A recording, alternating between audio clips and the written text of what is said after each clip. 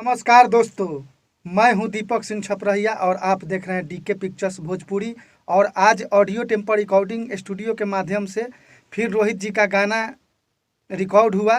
आप लोग बहुत प्यार आशीर्वाद दिए थे इनके पिछले गाने का। इस गाने का नाम था आई लव यू जान कहता के सफलता के बाद रोहित जी फिर आए हैं हमारे ऑडियो टेम्पर रिकॉर्डिंग स्टूडियो में होली का सॉन्ग गाने। और होली का सॉन्ग इनका रिकॉर्डिंग हो रहा है और आइए थोड़ा देखते हैं किस तरह से रोहित जी गा रहे हैं। और इसी तरह आप लोग प्यार आशीर्वाद बनाए रखिए। और इनके स्टार्टिंग से हम वीडियो लेते हैं, आप लोग देखिए। हम साइड हो जाते हैं। के उलट के पलट के दिल बारो दहिया रंग हो रंग हो रंग हो। पूछी भतार हम जवाब कह दे हम मने मने लागे बड़ी डर हो।